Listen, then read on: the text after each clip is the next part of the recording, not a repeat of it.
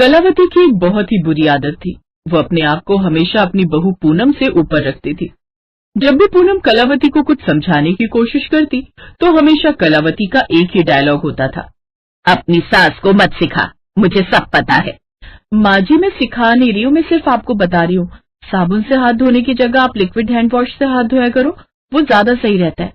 साबुनदानी की हालत देखो, कितना गला हुआ पानी भरा हुआ रहता है, इससे भला क्या हाथ साफ होंगे। तुम ये बात कर रही हो बहू, अब तो मैं फिर भी साबुन से हाथ धोती हूँ। पहले जब मैं छोटी हुआ करती थी तो हम तो मिट्टी से हाथ धो लिया करते थे। पता नहीं ये क्या पानी वाले साबुन चल पड़े हैं, हाथ भी नहीं धोया जाता इन पानी वाले साबुनों से। मेरे लिए तो ये साबुन की टिक्की ही काफी है। पता नहीं जब देखो मुझे सिखाने पर लगी रहती है। अपनी सास की इन्हीं बातों की वजह से कभी कभी पूनम गुस्से से झुंझला जाती थी। शाम को जब पूनम का पति घर आता तो पूनम उसे सारी बात बताती। राजीव, माँ को थोड़ा समझाया करो, जमाना बदल रहा है और वो है कि मेरी सुनती नहीं है।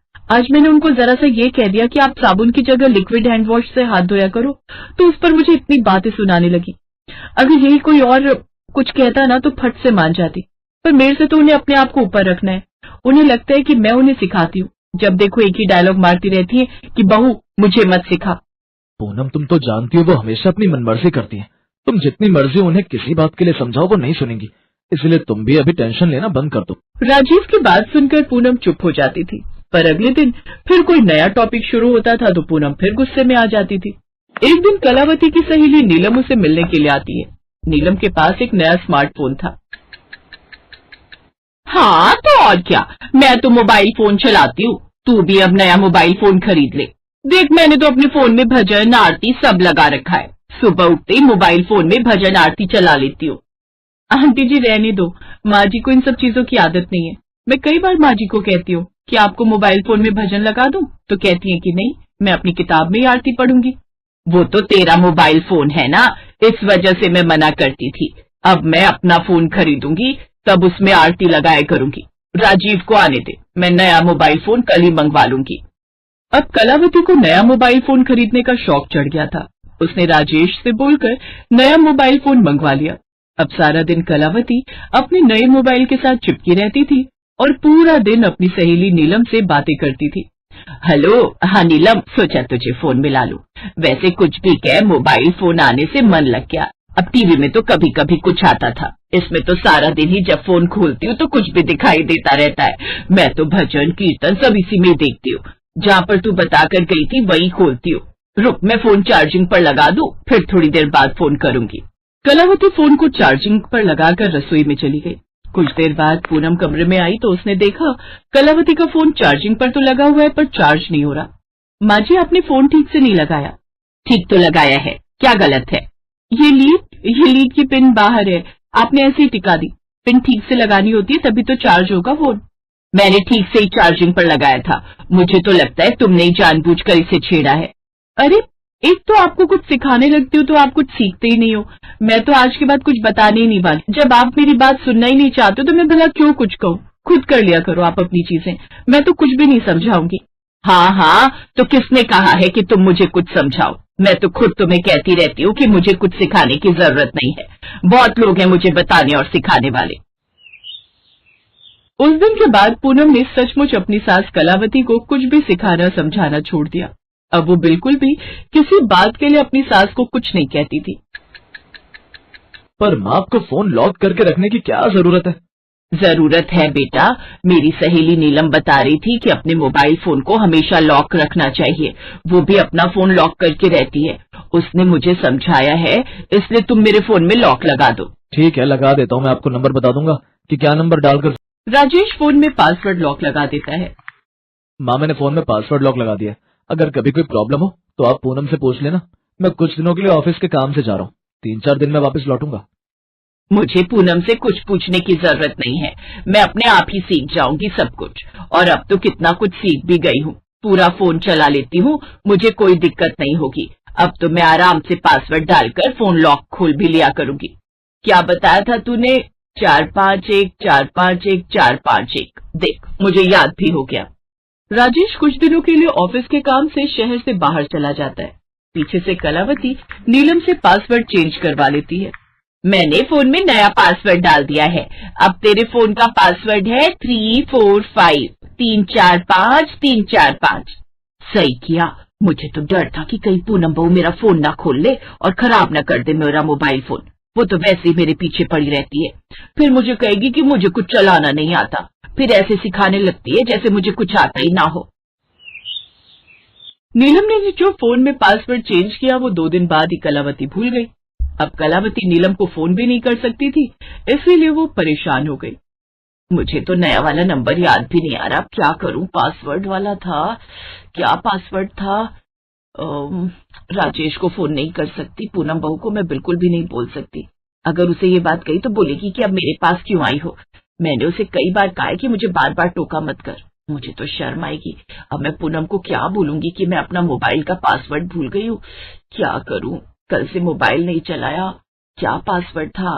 543 543। मुझे तो कुछ भी याद नहीं आ रहा। मैंने फोन में पासवर्ड क्यों लगाया? फोन लॉक ही क्यों किया? ऐसे ही रहने देती। ये सब नीलम की वजह से हुआ है। उसी ने मुझे कहा कि मैं फोन को लॉक कर दूं। क्या करूं? किससे कहूं? तभी पूनम आ जाती है। लाइए मैं खोल कर देती हूँ। मुझे आपके फोन का पासवर्ड पता है, 345 345 345। ये लीजिए, खुल गया आपका फोन। और मैंने आपके फोन से लॉक भी हटा दिया ताकि आपको फोन खोलने में दिक्कत ना हो। तुम्हें मेरे मोबाइल फोन का पासवर्ड पता था, पर कैसे? उस दिन आप नीलम आंटी के साथ बैठे हुए थे ना, तब मैंने पासवर्ड सुन लिया था और मुझे याद था। एक मैं हूँ जो हमेशा तुम्हें गलत समझती थी, वही सोचती थी कि तुम मुझे सिखाती रहती हो, टोकती रहती हो। पर आज देखो ना, अगर तुम्हें पासवर्ड याद ना होता तो मेरा फोन तो खुल ही नहीं पाता। मैं हमेशा तुम्हें यही कहती हूँ कि मुझे मत सिखाया करो, पर आज मैं खुद कहूंगी कि मुझे वो सब कुछ सिखाओ जो मुझे नहीं आता। जरूर माँ जी, जो मुझे नहीं आता वो आप मुझे सिखाया करो, और जो मुझे आता है वो मैं आपको सिखाऊंगी। आप कह रहे थे ना स्वेटर बुनना सिखाओगे, तो आप मुझे सिखाना, और मैं आपको फोन में खाना बनाने की वीडियो दिखाऊंगी। अभी दिखाओ ना बहू, मुझे सिखा दो वीडियो कैसे देखते हैं इसमें। ठीक है, ये देखिए, इतने सारा खाना बनाने की वीडियोस हैं जहाँ पर तरह तरह के व्यंजन बनाने सिखाए जाते हैं। बहू, वो गुलाब जामुन बनाने की विधि भी तो होगी इसमें। हाँ है ना, आप यहाँ पर बोलो गुलाब जामुन की विधि बता दो। पूनम अपनी सास को फोन की और भी चीजें समझाने लगी। कलावती भी उसकी बातों को ध्यान से सुन रही थी और सीख रही थी। पूनम और कलावती के बीच में उस दिन के बाद सास बहू का एक प्यार भरा, गहरा और मजबूत रिश्ता।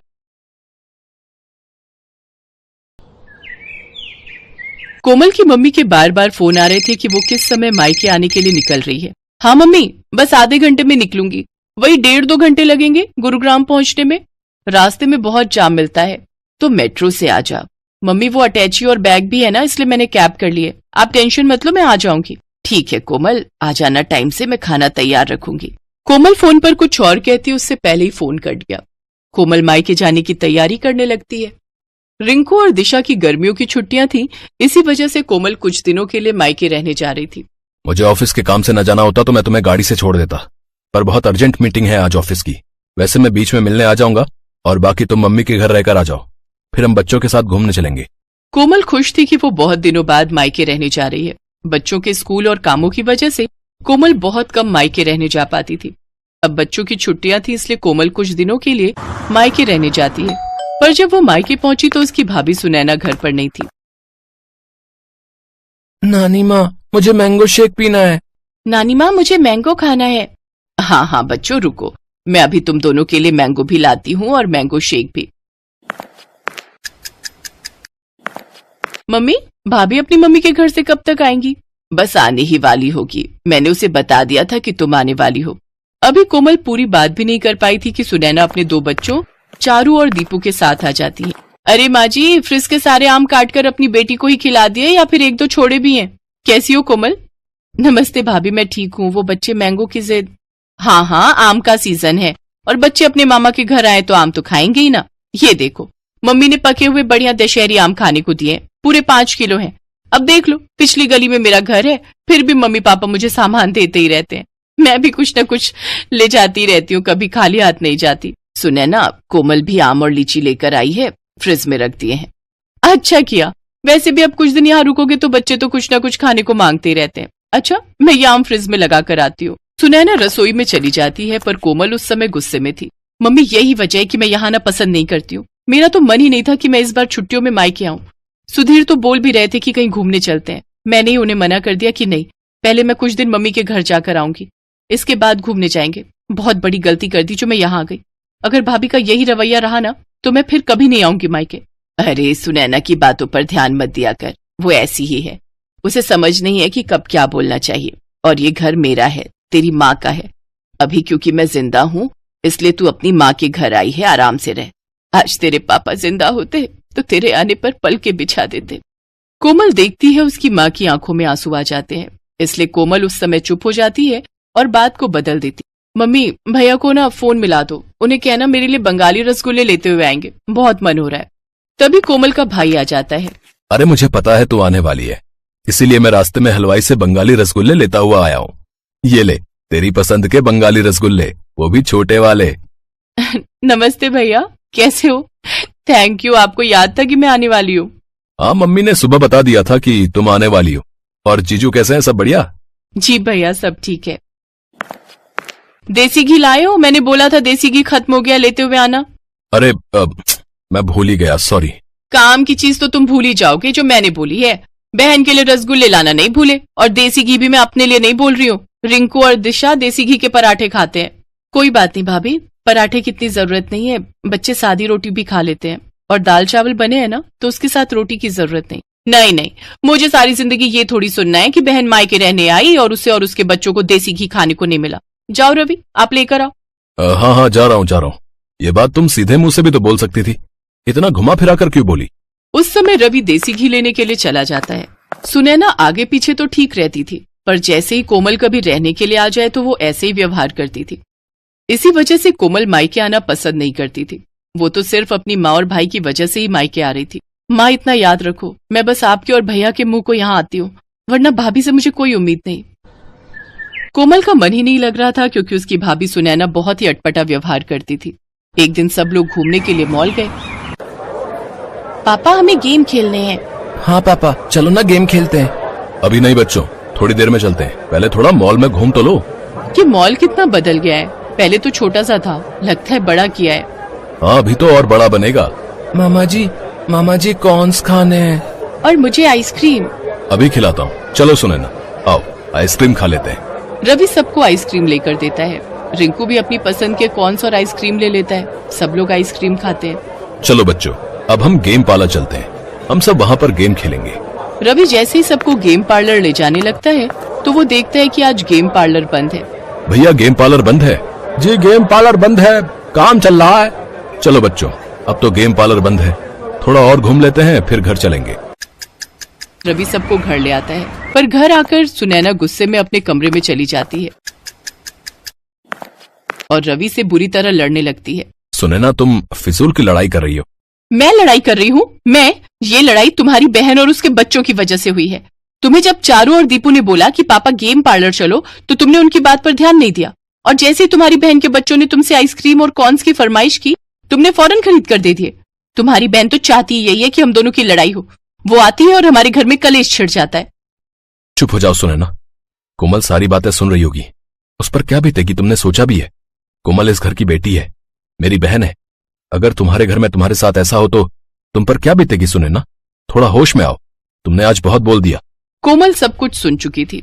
कुछ देर बाद जब सुनैना शांत हो जाती है, रवि भैया, चारू और दीपू के एडमिशन की बात सुधीर जी ने स्कूल में कर ली है। आप चिंता मत करो, अब इन दोनों का एडमिशन भी रिंकू और दिशा के स्कूल में हो जाएगा। छुट्टियों के बाद आपको एक फॉर्म फिल करना है, बाकी सारी बात सुधीर जी ने कर ली है। अब जीजू को मेरी तरफ से थैंक यू बोलना।